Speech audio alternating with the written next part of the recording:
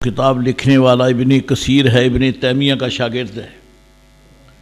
البدایہ والنہایہ کے اندر ابن کثیر نے نقل کیا ہے کہ یزید کی نسل آگے نہیں چلی، یزید کی نسل آگے نہیں چلی۔ یزیدی گنے جا سکتے ہیں؟ یہ ٹڈی دل ایسا ہے، کہاں کوفہ، کہاں شام، دمشق اور فرات کے مضافات اور دور دراز تک یزید پلید کی حکومت ہے۔ اس کے گورنر، اس کے عامل، اس کی طرف سے مقرر کیے ہوئے حکومت کے گماشتے، بہت بڑی سلطنت ہے جو اس نے نہیں بنائی تھی، اکابر اسلام نے بنائی تھی، اکابر اسلام نے بنائی تھی۔ وہ کمائی جو تھی وہ سیدنا صدیق اکبر کی تھی، وہ سیدنا فاروق اعظم کی کمائی تھی، وہ حضرت سیدنا عثمان غنی کی کمائی تھی، وہ مولا مرتضی علی شیر خدا کی کمائی تھی، جس پر غاصبانہ قبضہ کر کے بدبخت خبیث یزید نے جہاں نافرمانی کی، ناشکری کی، وہاں آل رسول علیہ السلام پر ظلم کی انتہا کر دی۔ تو حضرات گرامی قدر، اللہ سبحانہ و تعالیٰ کا یہ ایک دستور ہے، دنیا میں اچھے بھی ہیں اور برے بھی ہیں۔ تو یہ ابن کثیر لکھتا ہے کہ لم یبقى لہو نسب، یزید کے مرنے اور فی النار ہونے کے بعد اس کا نسب آگے نہیں چلا۔ شکر ہے یہ بھی کچھ مسلمانوں کے لیے کچھ یہ عزت رہ گئی کہ یزید بد نسل بدبخت ہو گیا، اس کی نسل رب نے جڑ سے کاٹ دی، آگے نہیں چلنے دی۔ اب اگر کوئی زور سے دھکا شاہی سے کوئی یزید کی اولاد بنے تو دکھ ہمیں نہیں ہے، ذلت بغیرتوں کی ہے، ورنہ مورخین لکھتے ہیں یزید کی نسل چلی نہیں۔ اور جتنے بھی بدبخت دشت کرب و بلا میں آل رسول علیہ السلام کے خلاف نبرد آزما ہوئے، بری موت مرے، اور بری موت مرنے کہنے سے مجھے تسلی نہیں، وہ کتے کی موت مرے۔ بڑی ایسی غلط، ایسی ناپاک موت کے خدا کی پناہ۔ اب دشت کرب و بلا میں آل رسول، شہزادگان، معاونین و انصار یہ حاضر ہوئے۔ تاریخ کا انمٹ نقش ہے کہ وہ کربلا کی سرزمین جہاں گلہائے رنگا رنگ حضور کے گلستان کے آئے، گلہائے رنگا رنگ، امام حسین رضی اللہ تعالیٰ جن کے سردار تھے، جن کے آقا مولا پیشوا تھے، مرشد گرامی تھے،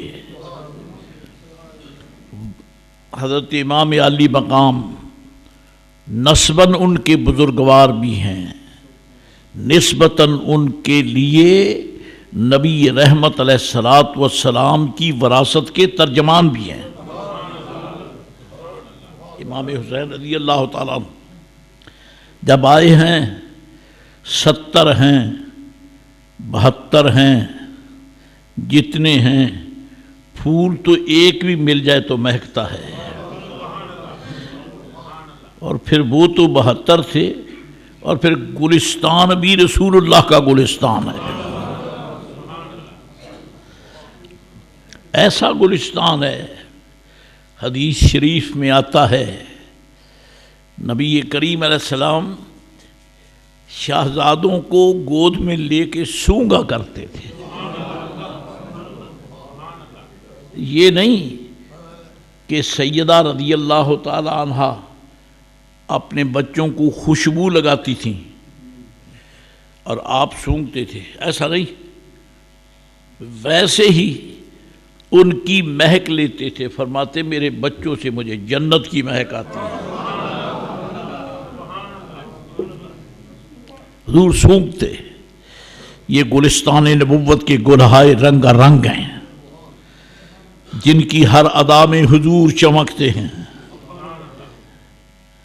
سیدہ جیدہ طیبہ طاہرہ خاتون جنت رضی اللہ تعالیٰ عنہا حاضر ہو کر عرض کرتی ہیں، یا رسول اللہ علیہ السلام اپنے بیٹوں کو اپنی کچھ وراثت تو عطا فرمائیں، اپنی وراثت تو عطا فرمائیں. مالی نہیں، مالی وراثت نہیں، کیونکہ یہ بھی کوئی شے ہے کہ حضور اس کے مورث بنے اور آل رسول اس کی محتاج ہو. یہ وراثت نہیں. نبی رحمت علیہ السلام ارشاد فرماتے ہیں، نحن معشر الانبیاء لا نرث ولا نورث ما ترکناہ فہو صدقہ.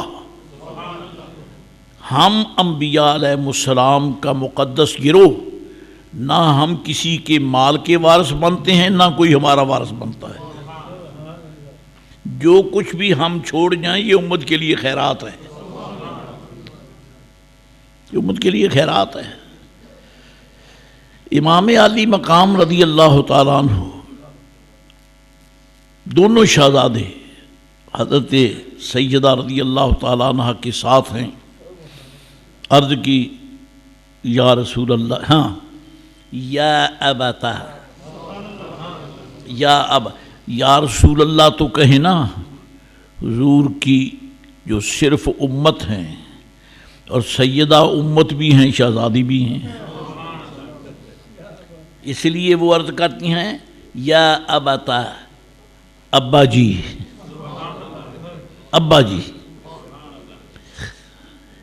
حضور اپنے بیٹوں کو وراثت عطا فرمائیں.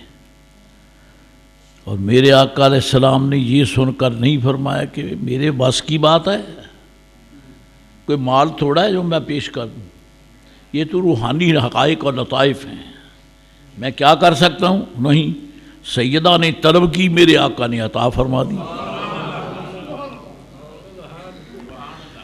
فرمایا آتیت الحسن ہیبتی و سؤددی و آتیت الحسین جرأتی و جودی. نبی رحمت علیہ السلام نے فرمایا میں نے حسن کو اپنی ہیبت عطا کی، اور ہیبت ایسی تھی کہ باطل والے کانپتے تھے. جس طرح ہر میدان میں حضرت علی شیر خدا رضی اللہ تعالیٰ عنہ جب آتے تھے، آپ کبھی نہیں ڈرے تھے. جو مقابلے میں آتا تھا پاؤں اس کے نکل جاتے تھے. کہ کسی عمر کا ہو، کسی عمر کا ہو، کتنا تجربہ کار ہو، کتنا پیل تن ہو، کتنا شمشیر زن ہو، مولا کائنات کسی کو جوتے کی نوک پہ نہیں رکھتے تھے. جوتے کی نوک. اور ایسا حوصلہ تھا حضرت علی شیر خدا میں، سبحان اللہ. آپ نے ایک مرتبہ ایک بدبخت اور ایک کافر سے حضرت کا مقابلہ ہوا. خوب شمشیر پہ شمشیر چلی. وہ بڑا زبردست ماہر تھا. اس نے اپنے جرأت کا پورا مظاہرہ کیا. مولا کائنات بھی اس یعنی اپنا دفاع کرتے رہے، حتیٰ کہ ایک وقت آیا کہ حضرت نے اس کو بازو سے پکڑا اور کھینچ کر جھٹکا دیا اور زمین پہ گرا دیا. زمین پر گرایا اور اس کے سینے پہ بیٹھ گئے. اس کے سینے پہ بیٹھ گئے, لتاڑا, سینے پہ بیٹھ کر لتاڑا. اور وہ اس وقت بدبخت تھا, اس نے سوچا کہ اب مجھے چھٹکارا نہیں, اب موت ہے, کیونکہ مولا کائنات کے ہاتھ میں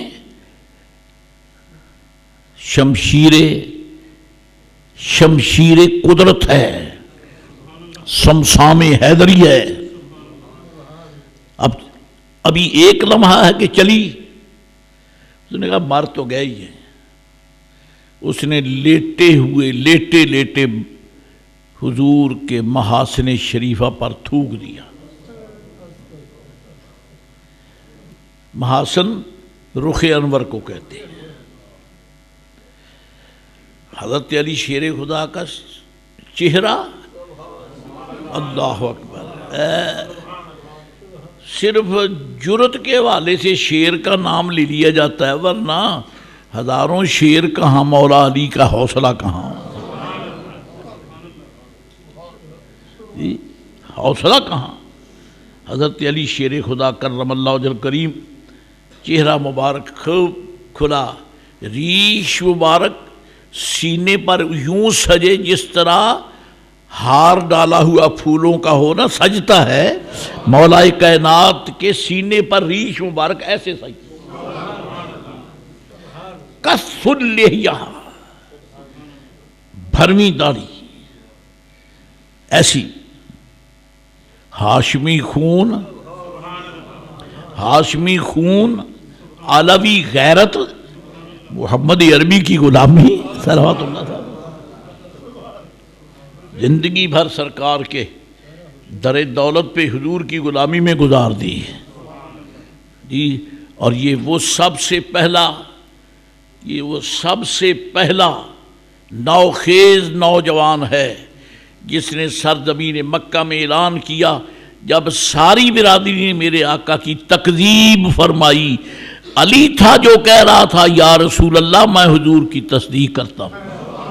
نعرہ تکبیر, نعرہ رسالت, نعرہ رسالت, نعرہ حیدری, نعرہ غوثیہ, نعرہ تحقیق, حضرت قبلہ شاہ صاحب. اور لوگ حضرت کا حلیہ کافر ایک دوسرے کو بتاتے تھے, کیونکہ دنیا میں تہلکہ مچ گیا تھا کہ نبی پاک علیہ السلام کے غلام حوصلے میں, صبر میں, جرت میں, طاقت میں لاجواب ہیں. جب تک حضور کی غلامی نہیں ملی تھی صرف ظلم و جبر سے عرب والے پہچانے جاتے تھے, لوٹ کھسوٹ سے پہچانے جاتے تھے. لیکن جب حضور کی غلامی نصیب ہو گئی, پھر حضور کے صحابہ کرام کی غیرت کی داستانیں پوری دنیا میں گونج رہی تھی. حضرت کفر کے ساتھ جنگ کے میدانوں میں جو نام گونجتا تھا, حضرت مولا علی شیر خدا کا گونجتا تھا, حضرت خالد ابن ولید کا گونجتا تھا, حضرت سعد ابن ابی وقاص کا گونجتا تھا, ایک سے ایک اونچا نام. اور کافر ایک دوسرے کو حضرت علی شیر خدا کا حلیہ بتاتے ہیں کہ بچ کے رہنا, جو اس کی سامنے تلوار کی زد میں آ گیا آج تک اس کی تلوار نے معاف نہیں کیا ہے. ایسا شاذور ہے, آج تک کوئی ایسا ہے نہیں, ایسا ہے نہیں جس نے پنجابی کے لفظوں میں جن علی دی کانڈ لائی ہو گئے. ایسا نہیں ہے. صرف ایک روایت میں آتا ہے, ایک جنگ میں مولا کائنات علی شیر خدا جب زبردست ہجوم پڑا نا کافروں کا, اور اس ہجوم بے ہنگام نے مولا کائنات کو تاکا, وار کیا, آپ ان کا مقابلہ کرتے رہے, اور جب کرتے کرتے کچھ ایسا یعنی کفار کے ہجوم کا دھکا ہوا کہ حضرت مولا کائنات کے گھٹنے زمین پر لگ گئے. وہ معمولی تصادم نہیں تھا، اس کو تو میرے جیسا نکمہ بیان نہیں کر سکتا. جی گھٹنے لگے، ایک اللہ کا بندہ فوراً آیا، دونوں ہاتھوں سے پکڑ کر کہتا ہے قم یا علی. علی کھڑے ہو جائیں. فرماتے ہیں الحمدللہ میں کھڑا ہوا. دوسری مرتبہ، تیسری مرتبہ، 2-3 مرتبہ خدا کی حکمت ہے کہ ایسا ہجوم آیا کہ آپ کے گھٹنے زمین پہ لگے، لیکن آخر الحمدللہ رب کریم نے فتح دی. فارغ ہو کر جب بارگاہ سرکار میں آئے اور عرض کی یا رسول اللہ آج کرم بڑا ہوا، اللہ تعالیٰ کے فضل و کرم سے مجھے اٹھانے والا مل گیا. فرمایا جانتا بھی ہے کہ وہ کون ہے؟ جانتا بھی ہے وہ کون ہے؟ عرض کی آقا آپ جانے، جو ہم نہیں جانتے وہ آپ جانتے ہیں، جو ہم نہیں دیکھتے وہ آپ دیکھتے ہیں، جو ہمیں سمجھ نہیں آتی وہ آپ سمجھتے ہیں. حضور وہ کون ہے؟ فرمایا جبریل امین ہے. جبریل امین ہے.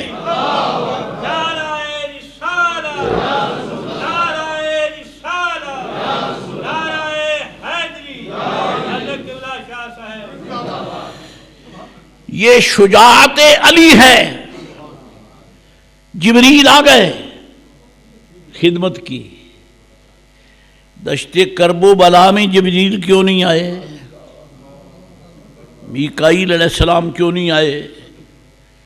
اسرافیل علیہ السلام کیوں نہیں آئے؟ روح قبض کرنے کے لیے اسرائیل آئے ہیں، لیکن خدمت کے لیے کیوں نہیں آئے؟ خدمت کے لیے کیوں نہیں آئے؟ ادھر جبریل آتے ہیں ابا کے لیے، بابا کے لیے، لیکن انہی کے نسب مقدس کی خدمت کے لیے وہ جبریل کربلا میں کیوں نہیں آتا؟ وہ جبریل امین علیہ السلام جو طائف سے واپسی پر میرے آقا علیہ السلام جب مینا کے میدانوں میں پہنچے تو جبریل ایک اور فرشتے کو ساتھ لے کر آ گیا. سلام کیا میرے آقا کو، جسم شریف زخمی ہے، میرے آقا کی پنڈلیاں زخمی ہیں اور خون سے نالین شریف کے ساتھ پاؤں کے تلوے چپکے ہوئے ہیں. آ کر سلام کیا، عرض کی حضور میرے ساتھ فرشتہ، پہاڑوں کا کنٹرولر، ایڈمنسٹریٹر رب نے بھیجا ہے. اتنے میں وہ فرشتہ بھی آ گیا، اس نے بھی سلام عرض کیا.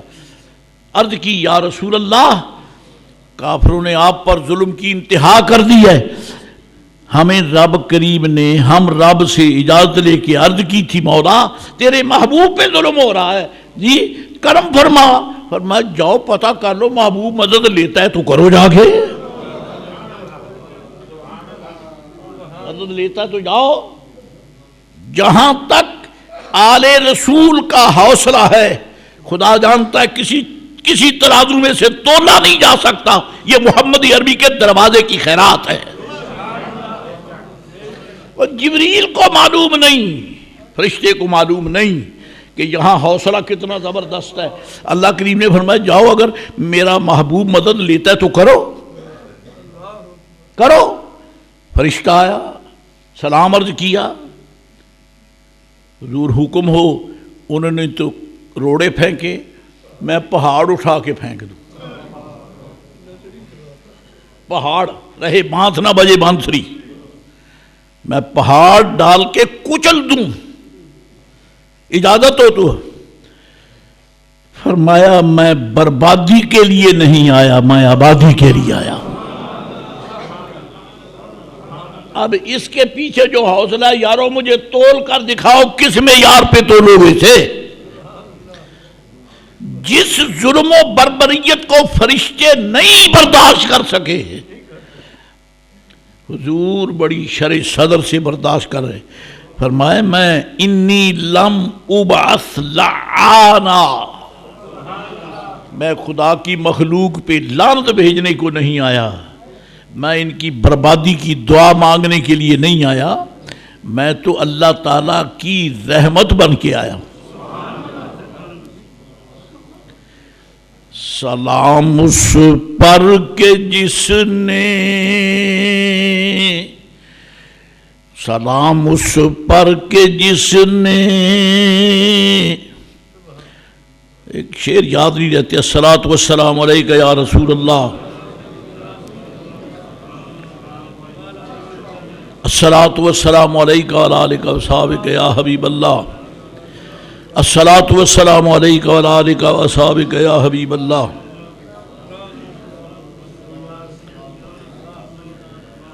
سلام اس پر کہ جس نے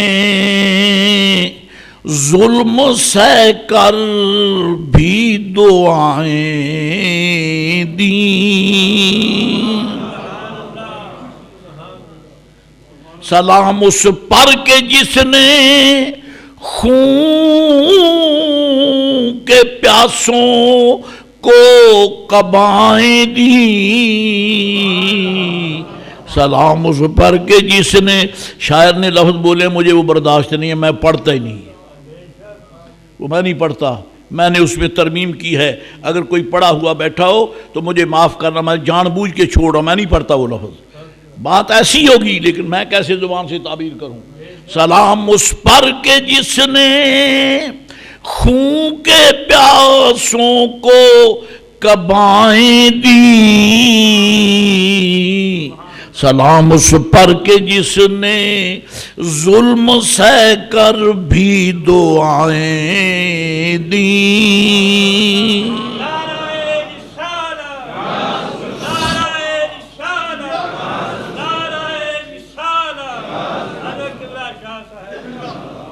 حضور پہ سلام پڑھنا ہر کسی کا کام نہیں ہے، اس کے لیے کوئی خاص دل ہوتا ہے، خاص ضمیر ہوتا ہے، اور دنیا میں میرے آقا علیہ السلام پہ یا سلام صحابہ نے پڑھا ہے یا احمد رضا نے پڑھا ہے، ایسا سلام پڑھا ہے الحمدللہ رب العالمین، ایک ایک شعر سلام کا جو ہے وہ بھی نعرہ نور ہے۔ سلام اس پر کہ جس نے ظلم سہ کر بھی دعائیں دی، سلام اس پر کہ جس نے حلم کے موتی بکھیرے ہیں، حلم حوصلہ، حوصلہ، فرشتہ کہتا ہے حضور آؤں مدد خدمت کروں، سلام اس پر کہ جس نے حلم کے موتی بکھیرے ہیں، سلام اس پر بروں کو جس نے فرمایا،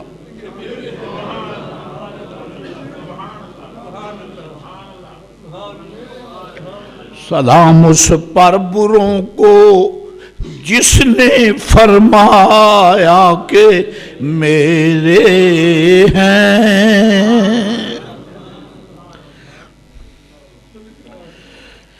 جبریل کیوں نہیں آگے کرب و بلا میں، وہاں پہنچ گئے یہاں کیوں نہیں آئے، کیا وجہ ہے؟ علی شیر خدا کے پاس آگے پکڑ کر اٹھا رہے ہیں، باپ کو اٹھا رہے ہیں، تو امام حسین جو بیٹا ہے اسی کا، ان کی خدمت کے لیے کیوں نہیں آئے؟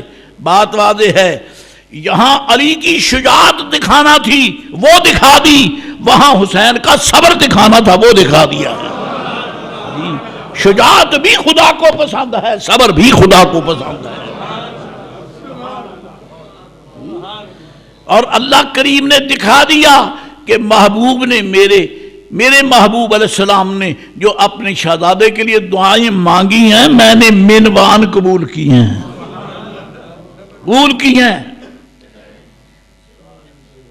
ان دعاؤں میں سے ایک تو یہ ہے، بڑا مشہور واقعہ حدیث شریف ہے، غالباً ترمذی شریف میں بھی ہے، دوسری کتابوں میں بھی ہے، میرے آقا جمعۃ المبارک کا خطبہ دے رہے ہیں، یارو جمعہ شریف کا کوئی خطبہ کچھ ایسا ہی موضوع ہے، حسین ابن علی رضی اللہ تعالی مولا حضرت حسن رضی اللہ عنہ کے ساتھ اکثر جمعۃ المبارک میں ہی ان کی عظمتوں کا اظہار ہوتا ہے۔ مسجد نبوی شریف ہے، مسجد نبوی شریف ہے، مسجد نبوی شریف، چلتے چلتے دکھی دل سے کہہ کے جاتا ہوں، آج کا جمعۃ المبارک ایسا نہیں تھا کہ احباب پہلے دستور کے مطابق آہستہ آہستہ ہی آئیں. آج تو بے تحاشا آنا چاہیے تھا، آل رسول کا جمعہ ہے، آج تو آنا چاہیے تھا.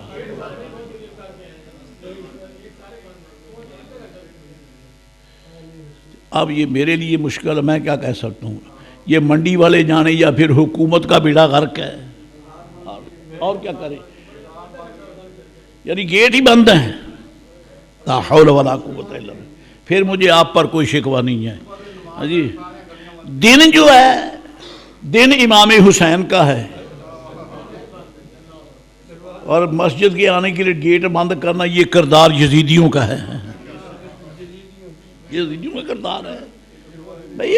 سیکورٹی مراد ہے، گیٹوں پہ آدمی کھڑے کرو آدمی. جہاں جو بے شمار باقی مقامات پہ پولیس ڈیوٹی دے رہی ہے، اللہ تعالیٰ ان کو ہر شر سے بچائے، تو ایک ایک تو گیٹ پر بھی کھڑا ہونا چاہیے. اب اس کا کیا علاج ہے کہ جمعۃ المبارک گیٹ بند ہو، جس مسجد کے گیٹ دروازے آنے کے بند ہو وہاں تو جمعہ نہیں ہوتا. جمعہ شریف کے جواز کے لیے شرط یہ ہے کہ جس فیکٹری میں، جس کوٹھی میں، جس کے لان میں، جس مقام پر، جس کے ڈیرے میں مسجد ہے اور وہاں جمعہ ہوتا ہے، فرمایا جمعہ تب جائز ہوگا جب اس کے دروازے کھلے ہوں. جو آئے. اب یہ تو آپ نے انکشاف کیا کہ منڈی کے گیٹ ہی بند ہیں. لیکن جی لا حول ولا قوت الا باللہ العلی العظیم. میرا تو ذوق ہی خراب ہو گیا، میں تو بہت کچھ کہنا چاہتا تھا، اللہ تعالیٰ معاف کرے. حضور جمعۃ المبارک کا خطبہ دے رہے ہیں، خطبہ شریف ہو رہا ہے. اللہ آپ کو جزائے خیر دے، جو گھما کر آ تو گئے نا، الحمدللہ الحمدللہ. اور ایسا ہوتا ہی رہتا ہے، ایسا ہوتا ہی رہتا ہے. اب کیا کریں، وقت ایسا ہے، کوئی حقیقت شناس نہیں، کوئی قدر شناس نہیں.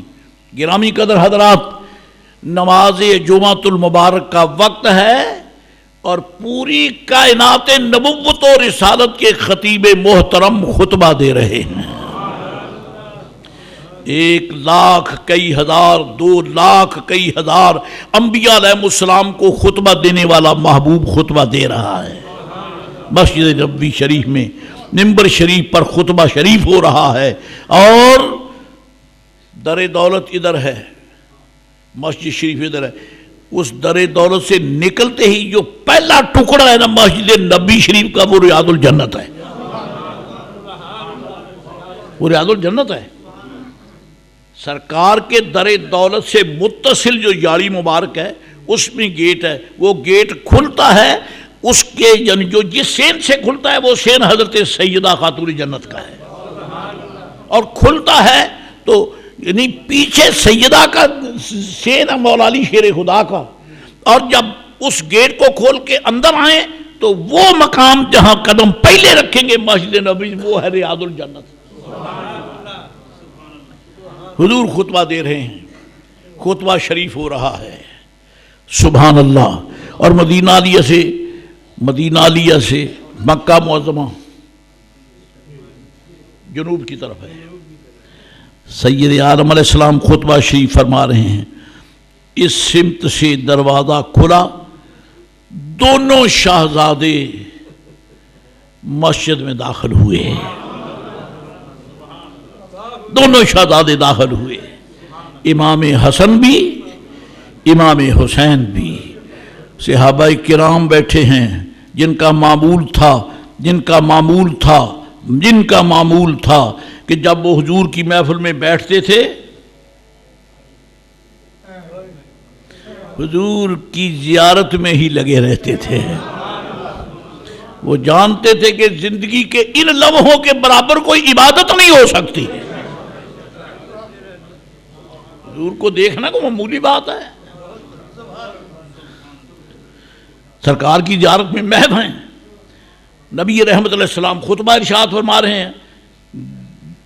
وہ جالی مبارک والا، اب جالی، جب تو جالی نہیں تھی نا، دیوار میں دروازہ تھا، دروازہ کھلا، شہزادے مسجد نبوی شریف کے اندر آئے، اور جہاں قدم رکھا وہ ریاض الجنت ہے. ریاض الجنت میں داخل ہوئے دونوں شہزادے، یمشیان و یعصران، پاؤں چل رہے ہیں اور کمزوری ہے، لڑکھڑا رہے ہیں۔ بچپنا ہے، بیماری سے کمزوری نہیں، بچپنا ہے، بچپنا ہے۔ یعنی شہزادوں کو بچپنے میں بھی مسجد میں آنے کی عادت تھی، بچپنے میں بھی مسجد میں آنے کی عادت تھی۔ جی دروازہ کھلا، امام حسن امام حسین رضی اللہ تعالیٰ عنہما دونوں مسجد شریف میں آ گئے، اور دھاری دار کپڑے کے لباس ہیں دونوں کے، دونوں کے۔ پتہ چلا یا تو مولا کائنات نے سلوائے یا سیدہ نے سلوائے، بہرحال دونوں پہن کے آ گئے۔ حضور خطبہ دے رہے ہیں، اور خطبہ دینے میں خطیب جو ہے وہ جو خطبہ سنتے ہیں ان کی طرف دیکھتا ہے۔ میرے آقا اپنے غلاموں کی طرف متوجہ ہیں اور خطبہ دے رہے ہیں۔ جیسے دروازہ کھلا، شہزادوں نے قدم رکھا، حضور کا رخ ادھر پھر گیا۔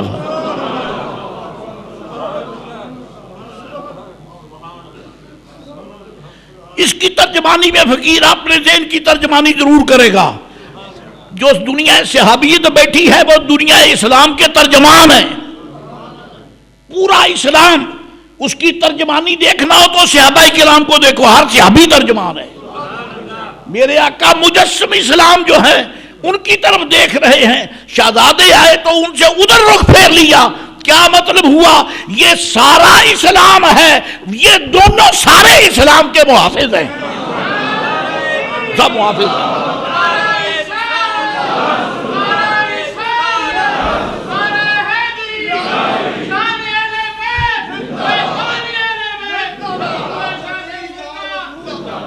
حضور نے دیکھا، بس پھر کیا تھا، رنگ ہی بدل گیا محفل کا۔ یا میرے آقا کا رخ انور ادھر ہوا تھا۔ سرکار فرما رہے او کتے یزیدیو، حسین منہ پھیرنے کی جگہ نہیں ہے، جب آ جائے تو اس کی زیارت کیا کرو۔ یہ میرا ترجمان ہے، یہ میرا بیٹا ہے، اس میں مجھے مہک آتی ہے، اس کی طرف دیکھو۔ حضور متوجہ ہوئے دونوں شہزادوں کی طرف، یا سرانے لڑکھڑا رہے ہیں۔ حدیث شریف میں آتا سرکار نے خطبہ روک دیا، خطبہ بند کر دیا۔ چلتے چلتے مجھے سبق دے دیں، خطیب خطبہ دے رہا ہو، کوئی عزیز آ جائے تو خطبہ چھوڑ کر ملنا چاہیے نا اسے۔ آپ نہیں اجازت دیتے؟ نہیں دیتے، کیوں؟ اسلام اجازت نہیں دیتا، اسلام اجازت نہیں دیتا۔ آپ کیوں اجازت دے سکتے ہیں؟ اسلام اجازت نہیں دیتا۔ کوئی خطیب اگر ایسا کرے، دوران خطبہ اس کا بیٹا نواسا پوتا آ جائے اور وہ خطبہ بند کر دے، وہ خطیب خطبے کے لائق ہی نہیں ہے، وہ امام امامت کے لائق نہیں ہے، وہ تو بے ادب ہے، وہ تو بے ادب ہے۔ قدرت نے اتنا منصب دیا کہ اسے حضور علیہ السلام کی نیابت میں منبر عطا کیا، اور یہ بیٹے کو دیکھ کر سب کو چھوڑ چھاڑ نیرے اتر گیا۔ صحابہ کرام دیکھ رہے ہیں، سرکار آپ نے خطبہ بند کر دیا، اور بند کر کے انتظار میں نہیں رہے کہ بیٹے آ جائیں، حالانکہ وہ حضور ہی کی طرف رہے تھے، حضور ہی کی طرف رہے تھے۔ میرے آقا علیہ السلام نے خطبہ بند کیا، منبر شریف سے اتر گئے، دونوں کو اٹھا لیا، امام حسن کو بھی اٹھایا، امام حسین کو بھی اٹھایا، رضی اللہ تعالی عنہما۔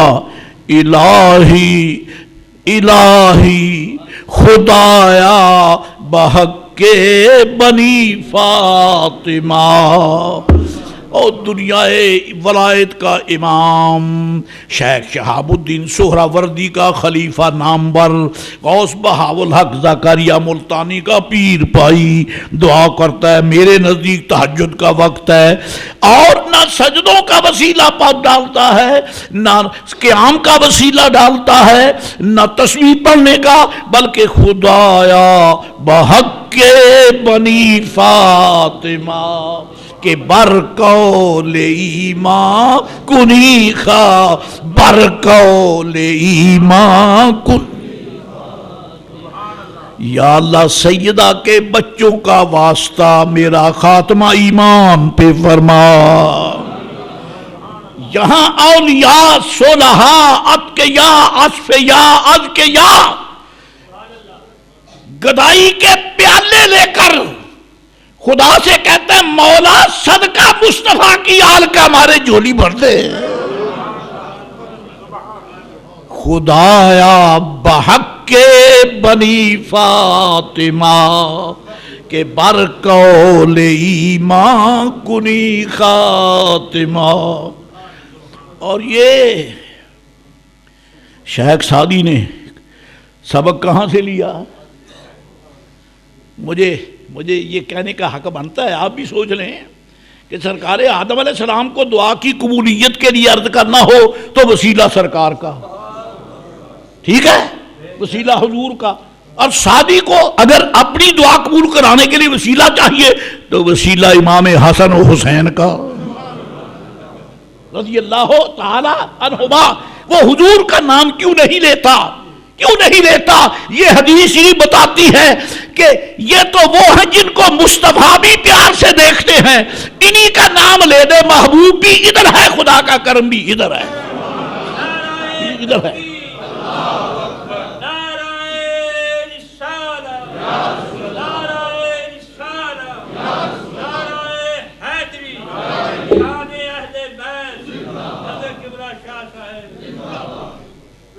صرف یہی بابا سعدی نہیں، دنیا کا مجتہد امام جس کے پلے میں ہزاروں نہیں لاکھوں محدث بندے ہوئے ہیں، جن کے مقلدین میں سے ایک مقلد کا نام امام جلال الدین سیوطی ہے،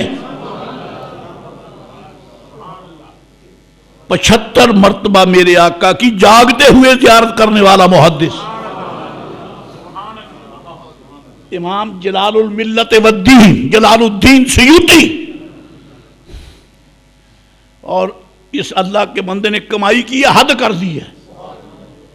تاریخ سے تعلق رکھنے والوں یہ نکتہ یاد رکھنے کا ہے کہ جب بعض بدبختوں نے حضور علیہ السلام کے والدین کریمین کے خلاف بکواس کی تو ان کا منہ توڑنے والا سب سے پہلا محدث جو تھا وہ امام جلال الدین سیوطی ہے۔ اور آپ نے وہ رسالے لکھے ہیں، خدا جانتا ہے، ایمان کی دنیا میں بہاریں آ گئی۔ شعر یاد ہے، اب ٹائم نہیں۔ الحمدللہ کہنا یہ ہے کہ نبی رحمت شفیع امت علیہ الصلاۃ والسلام اترے، شہزادوں کو اٹھایا۔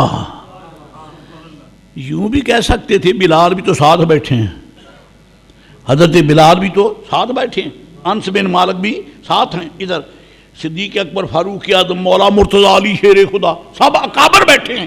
جی حضور کے غلام بلال بھی بیٹھے ہیں، انس بھی بیٹھے ہیں۔ حضور انس کو نہیں کہتے، بلال کو نہیں کہتے، اسامہ بن زید کو نہیں کہتے، زید کو نہیں کہتے، بچوں کو اٹھا کے لے نانا خود اترے،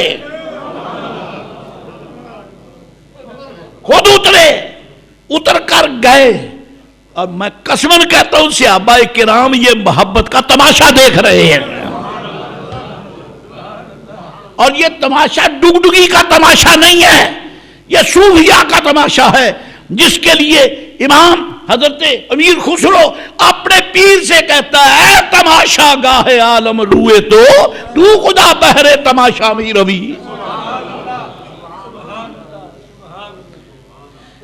بمانے مشاہدہ، تماشا بمانے مشاہدہ۔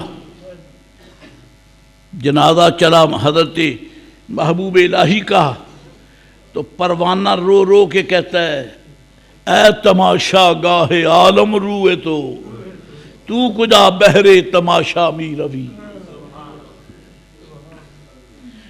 آگے بڑھے، شہزادوں کو اٹھا کے حضور پھر واپس ممبر پر تشریف لائے، اور ممبر پر تشریف لا کے ایک کو ادھر بٹھا لیا، دوسرے کو ادھر بٹھا لیا.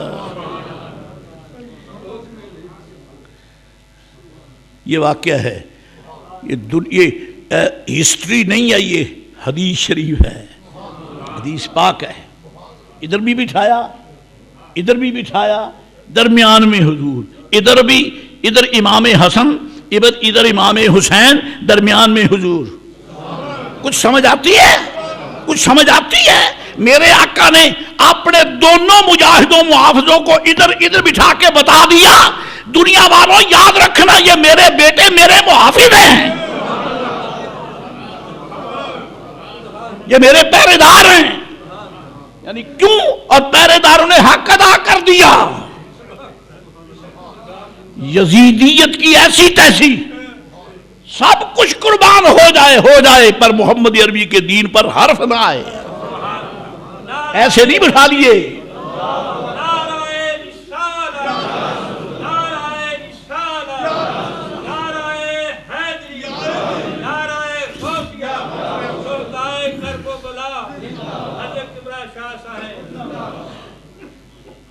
امام شافعی کیا کہتے ہیں؟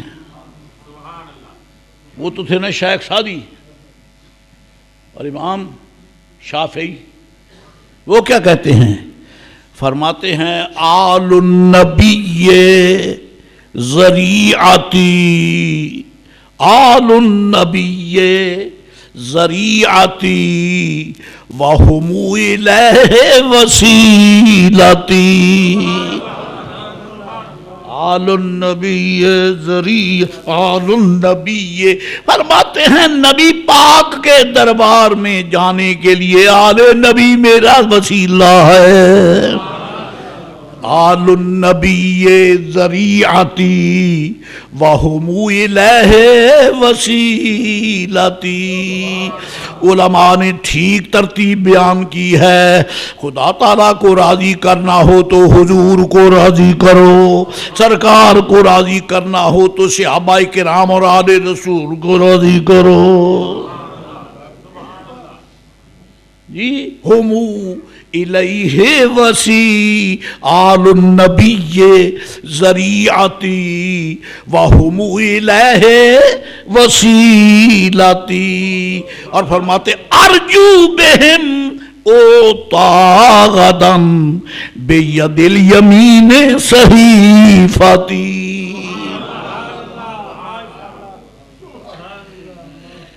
اللہ اکبر.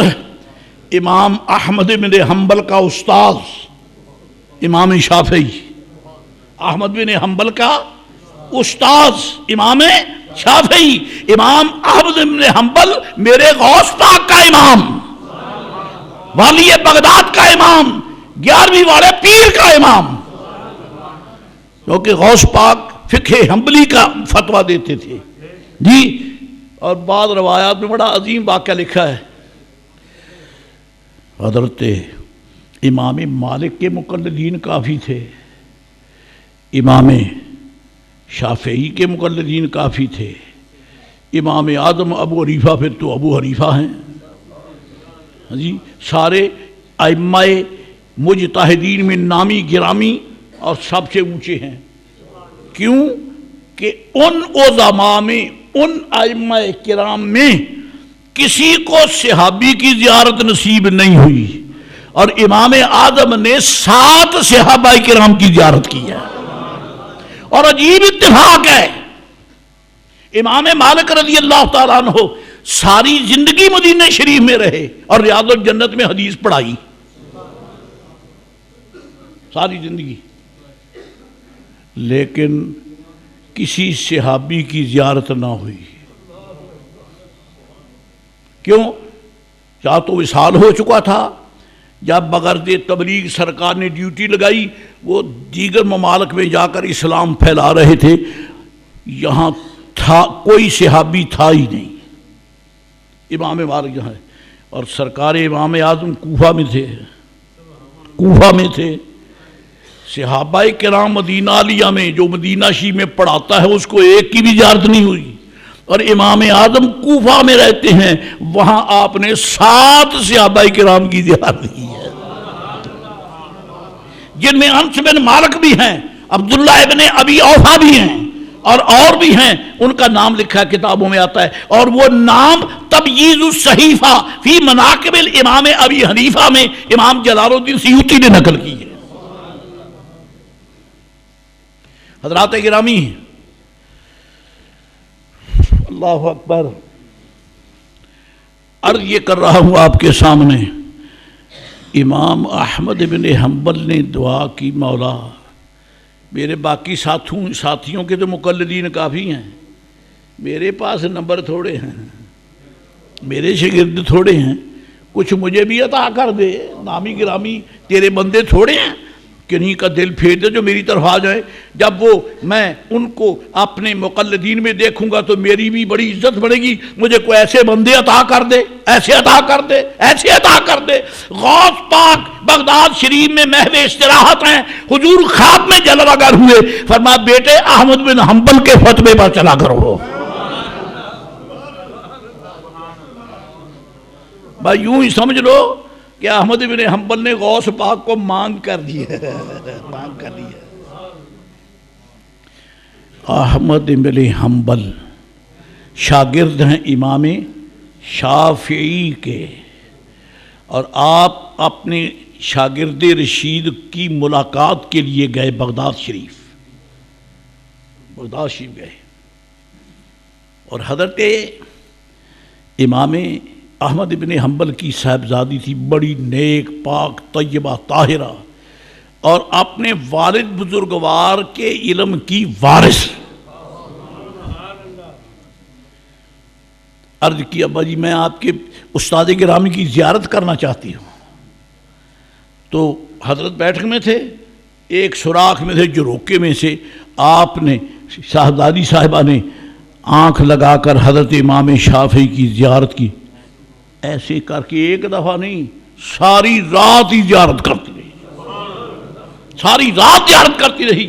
جب نماز فجر کا وقت ہوا، نماز ادا ہوئی اور نماز سے فارغ ہوئے امام علی مقام امام شافعی رحمۃ اللہ علیہ اور امام احمد بن حنبل رحمۃ اللہ علیہ، تو صاحبزادی صاحب نے ابا جی سے کہا حضور سبحان اللہ آپ کے استاد گرامی بڑے عظیم ہیں، لیکن ایک بات مجھے سمجھ نہیں آئی، آپ کی رات تو مصلی پر گزرتی ہے، استاد جی تو ساری رات۔ امام شافعی تو ساری رات ہی آرام فرما رہے، مسکرائے اور جلال سے مسکرائے، جلال سے فرمایا بیٹی ایسوں کو سمجھنا تیرے بس کی بات نہیں ہے، تو کیا سمجھی ہے کہ وہ سویا ہوا ہے؟ وہ سوئے ہوئے ہیں؟ ہرگز نہیں۔ عشاء کے بعد جب سب چلے گئے، استاد گرامی لیٹے، آنکھیں بند ہیں، لیکن پوری شریعت مقدسہ کا راؤنڈ لگ رہا ہے، اور اس وقت سے لے کر نماز فجر تک میرے استاد نے 100 مسائل دینیہ کا استخراج فرمایا ہے، جو کتابوں میں نہیں ہے، امام شافعی کے قلب میں ہیں۔ اور وہ شافعی کہتا ہے وہ کہتا ہے بال بجی آل النبی ذریعتی وَهُمُ إِلَيْهِ وَسِيلَتِي أَرْجُو بِهِمْ أُوطَىٰ غَدًا، فرمایا مجھے امید ہے کہ قیامت کے دو قسمیں ہیں، بندوں کی دو قسمیں ہیں، بعض کے اعمال نامے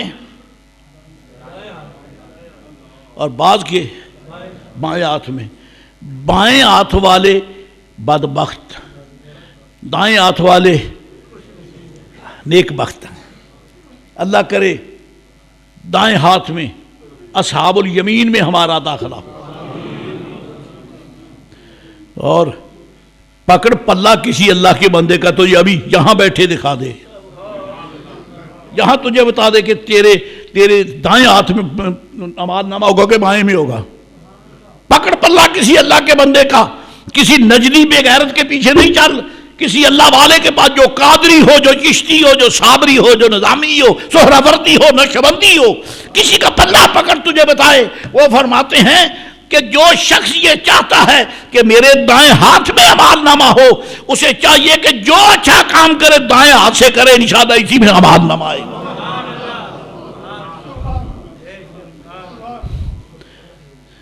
ہم پرواہ نہیں کرتے، کوئی شے پکڑنے بایاں، پکڑنے والا بھی بائیں میں، پکڑانے والا بھی بائیں میں۔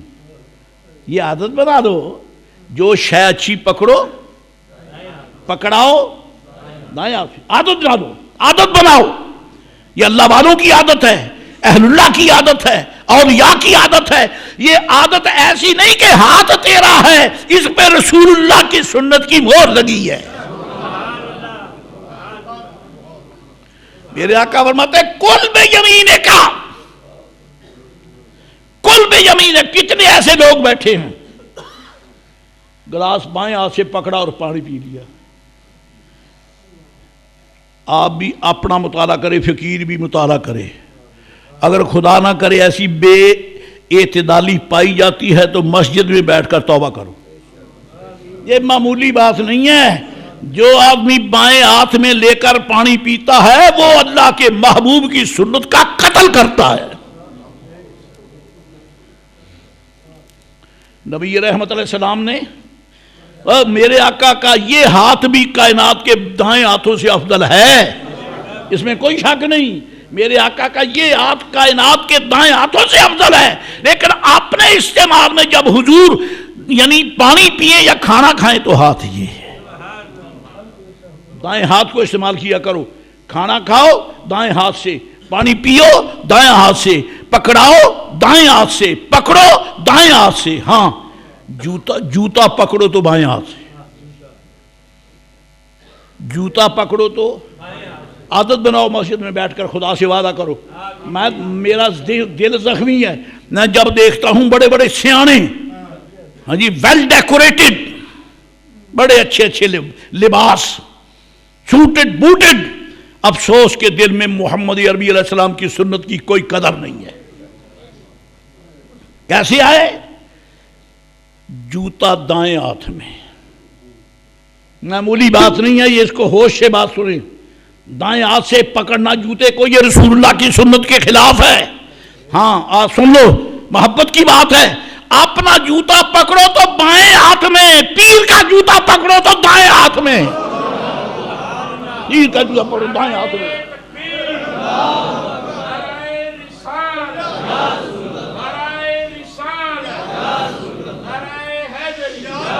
استاد گرامی کا جوتا پکڑو دائیں ہاتھ میں۔ نہیں مسئلہ سمجھ آیا تو ابن مسعود سے پوچھو، نہیں پوچھ سکتے تو میری مجبوری ہے۔ ابن مسعود کون ہے؟ میرے آقا کے نالین شریفین طیبین طاہرین کے خادم ہیں۔ حضور کے نالین کی خدمت کرتے تھے، اور خدمت بھی عجیب، جب نالین اٹھاتے تو ایک ہاتھ بھی پکڑتے ہیں نا، نہیں یہ دونوں سے پکڑتے، سرکار کے نالین دونوں ہاتھوں سے، ایک جوڑے مبارک کا حصہ اس میں اور دوسرے کا، میرا دعویٰ سچا ہے کہ نہیں؟ مرشد پاک کا جوڑا پکڑو تو دائیں ہاتھ میں پکڑو، دائیں ہاتھ میں پکڑو۔ اور میرے آقا دیکھتے علیہ السلام، ابو بکر صدیق فاروق اعظم دیکھتے ہیں کہ یہ ایسے پکڑتے، روکتا کوئی نہیں، کیوں؟ حضرت عشق کا فتویٰ ہے، رد نہیں کیا جاتا۔ ایک جوڑا یہ جوتا ایسے سے مارا جاتا ہے، زیادہ سے زیادہ یہ کہ اس کے تلوے جوڑ لیے کہیں رکھ دیا، یہی ہے نا۔ ابن مسعود نہیں رکھتے تھے، کیوں؟ دل کہتا تھا ابن مسعود حضور کا جوڑا وہاں رکھ دے، اس کو یہاں کیوں رکھتے؟ اب یہ میری انڈرسٹینڈنگ ہے، یہ میرا اپنا فہم ہے، جس کو پسند ہو سبحان اللہ، ورنہ آپ کی اپنی تحقیق ہے، میں آپ سے مدد نہیں لیتا، لیکن ذرا حوصلے سے اختلاف کرنا۔ یہاں ایک جوڑا دوسرا ادھر، اور جب آدمی بیٹھتا ہے تو جپھی ماری ہے کہ نہیں ماری؟ یار دی جفی کملی دیا تینوں پتہ ہی نہیں لگیا. یہ قلب ہے. ابن مسعود اپنے قلب کے اوپر مصطفی جوڑا رکھتا ہے. حضرت عشق کے بڑی پروازیں ہیں، ان کے ساتھ پرواز کون کر سکتا ہے؟ عزیزان گرامی قادر، حضرت امام اشرافی عرض کرتے ہیں مولا کریم آل رسول کا صدقہ مجھے میرا نامہ اعمال دائیں ہاتھ میں عطا فرما. دائیں ہاتھ میں. پھر ڈر گئے، بار بار جو تکرار کی، بے نیاز سے تکرار کیسی؟ ڈر گئے. میں کہا یا اللہ میری مان لے، مجھے میرا نامہ اعمال دائیں ہاتھ میں دے. بار بار کہا، دل ڈر گیا. جو جناب بے نیازی کی تجلی سے جب گھبرا گئے نا، تو پھر عرض کرتے ہیں، شیخ سعدی عرض کرتے ہیں اگر دعوتم رد کنی ورقبول. مولا میں کون ہوں جو کہوں کہ ضرور قبول کر؟ میں کون ہوں؟ مجھ میں کوئی طاقت ہے؟ تو بے نیاز ہے، تو رب ہے، میں تیرا بندہ. تو معبود ہے، میں تیرا عبد. تو لا محدود، میں محدود. تو لا تعین، میں متعین. میں تجھے کیسے کہہ سکتا ہوں کہ میری ضرور مان؟ نہ. اگر دعوتم رد کنی ورقبول، اگر قبول کرے نہ کرے منو دست و دامان آل رسول. منو دست و دامان آل، منو دست و دامان. مولا کریم مان نہ مان تیری مرضی، سادی تیرے محبوب کی آل کا پلہ نہیں چھوڑے گا.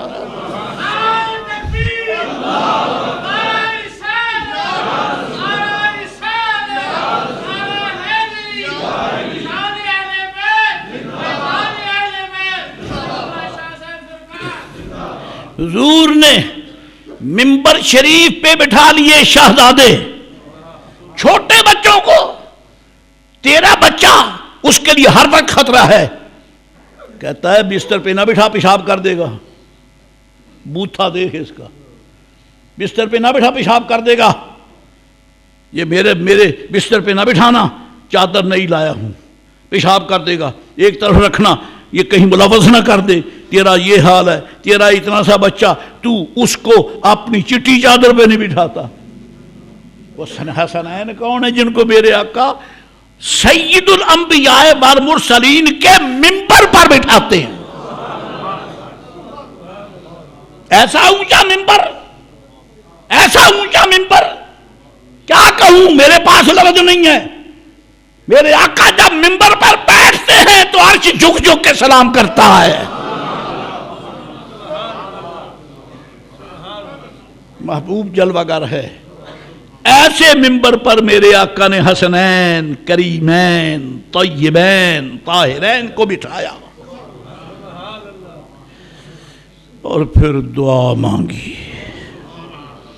پھر دعا مانگی، دعا اور اجازت. اللہم انی احبہما. پنجابی ترجمہ ہو جائے، مولا مینوں یہ سونے لگ دے. انی احبہما، میں ان سے پیار کرتا ہوں، میں ان سے. آپ بھی اپنے بیٹے کے وسیلے سے بات کیا کریں، یا اللہ میری دعا قبول کر، مینوں میرا پوت سونا لگتا ہے. کبھی تو اپنے بیٹے کے وسیلے سے دعا نہیں کر سکتا، اپنے بھائی کے وسیلے سے دعا نہیں کر سکتا، تیرا بیٹا باپ کے وسیلے سے دعا نہیں کر سکتا. بتا وہ محبوب کا شہزادہ کتنا عظیم ہے، کتنا عظیم ہے، جس کے لیے حضور عرض کرتے ہیں مولا انی احبہما، میں ان دونوں سے محبت کرتا ہوں. احب مضارع کا صیغہ ہے، مضارع میں تجدد ہے، استمرار ہے، ہمیشگی ہے. یعنی ایک دفعہ نہیں، میں ہمیشہ اب بھی پیار کرتا ہوں. جب ان کی زندگی میرے بعد ہوگی پھر بھی پیار کرتا ہوں. جب یہ کسی بھی میدان میں جا کے اسلام کا جھنڈا اونچا کریں گے میں جب بھی پیار کرتا ہوں. میں قسم کھا کے کہتا ہوں حضور نے دونوں شہزادوں کے مستقبل پر مور لگا دی. رب نے بھی نہیں فرمایا جبریل کو بھیج کر یا رسول اللہ چلو اب تو آپ کو پیارے لگتے ہیں، یہ بیٹے چھوٹے ہیں، بڑے ہو کر آپ کو کیا پتا یہ کیا کریں گے، ان میں نیکی ہوگی کہ نہیں ہوگی، آپ کو کیا پتا. کہا رب نے. میں قسم کھا کے کہتا ہوں خدا کو مصطفیٰ کے علم میں کوئی شک نہیں ہے.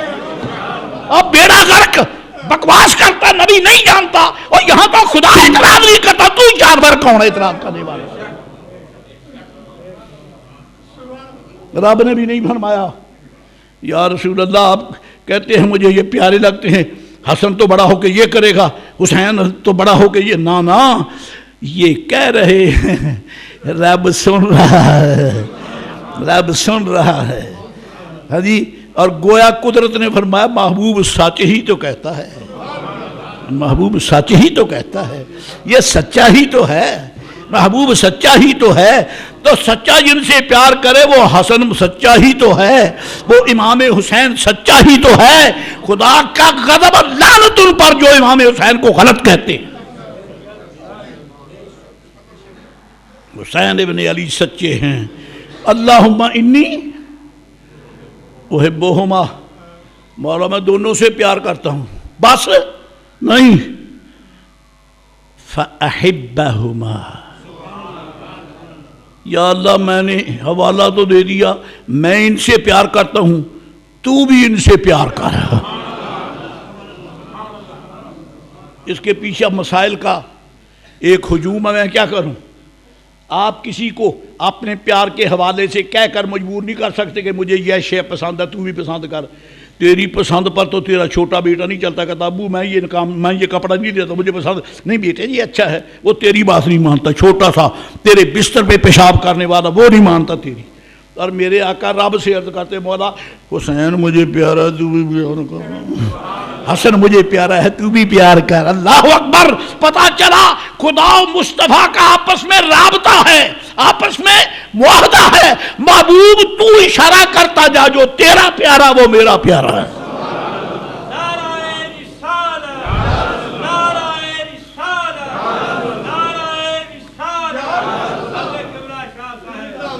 اور بات یہی نہیں روک دی، آگے عرض کر دے وَأَحِبَّ مَن يُحِبُّهُمَا، مولا قیامت تک جو میری امت میرے بچوں سے پیار کرے تو ان سے بھی پیار کر، ان سے بھی پیار کر. دوستو اسلام بہت پیارا ہے کہ امام علی وقار نے اسلام کی آبرو کے لیے بہت بڑی قربانی اور چیلنج قبول کیا اور کامیاب ہوئے.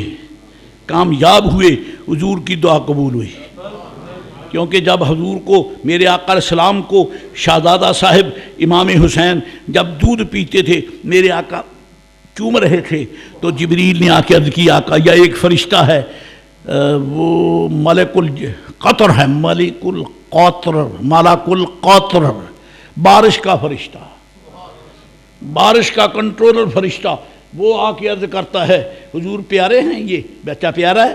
فرمایا پیارا ہے، مجھے پیارا لگتا ہے. کہتا ہے امت اس کو شہید کرے گی، امت اس کو ہاتھ اٹھائے. سرکار نے اسی ہاتھ اٹھائے. کیا یہ نہیں کہا مولا امتحان نہ لینا؟ اور جس بچے کو ماں باپ امتحان کے کمرے میں جانے سے روک دیں اٹھا رہے ہیں، لوگ کہیں گے بچہ نالائق ہے، ان پڑھ ہے، ماں باپ نے پڑھانے کا انتظام نہیں کیا ہے. ادھر خبر آ گئی کہ یہ شہید ہوں گے، امتحان ہوگا، اور ادھر میرے آقا کی مولا میں یہ نہیں کہتا امتحان نہ لے، امتحان لے، کیوں میں نے میرے بیٹے کو گود میں رکھ کے پڑھایا ہے. حسین ابن علی کا کلاس روم کوئی مٹی گارے کا نہیں بنا، مصطفیٰ کی گود ہے، حضور کی گود ہے علیہ السلام. میں نے پڑھایا ہے. میں تیری بارگاہ میں اتنی دعا کرتا ہوں آت الحسین صبرا، بس میرے بیٹے کو صبر دے دے، امتحان لے جو لینا ہے، صبر دے دے. ہاں جی. استقامت دیکھنا ہو تو آل رسول، صبر دیکھنا ہو تو آل رسول، اور جان نثاری اور قربانی دیکھنی ہو تو پھر صحابہ کرام کو دیکھ لو. خدا کی قسم حضور کے صحابہ بھی لاجواب، حضور کی آل بھی لاجواب. اللہ تعالیٰ نبی رحمت علیہ السلام کے صدقے حضور کے آل اصحاب کی سچی محبت عطا فرمائے. اور خصوصیت سے دعا کیا کیجئے اللہ ہمارے وطن عزیز کی حفاظت فرمائے. یہ بڑا عظیم تہوار ہے، اس سے ایمان کو جلا ملتی ہے. لیکن اب یہ حالت ہے کہ جب محرم شریف قریب آتا ہے تو دل پکڑے جاتے ہیں، ہراس اور خوف جانے کیا ہوگا. آل رسول پاک نے تو قربانی دے کر ہمارا خوف، اسلام کے خلاف ہر سازش سے ہمارا خوف دور کر دیا تھا. لیکن اب وہی صورت پھر ہے. اللہ ہمارے پاکستان کو بچائے، اللہ تعالیٰ دہشت گردوں کو تباہ کرے اور دہشت گردوں کی مدد کرنے والوں کو خدا غرق کرے. خدایا پاکستان سلامت رہے، مولا پاکستان کی حفاظت فرما، ایمان والوں کی حفاظت فرما. اور جو ڈائریکٹلی انڈائریکٹلی یہ دہشت گردوں کی مدد کرتے، خدایا ان کو جہنم رسید کر دے. پاکستان میں رہ کر جو پاکستان سے بے وفائی کرتے یہ بدترین غدار ہیں. اللہ پاکستان کی حفاظت فرمائے. آمین. وآخر دعوانا الحمدللہ رب العالمین. ہماری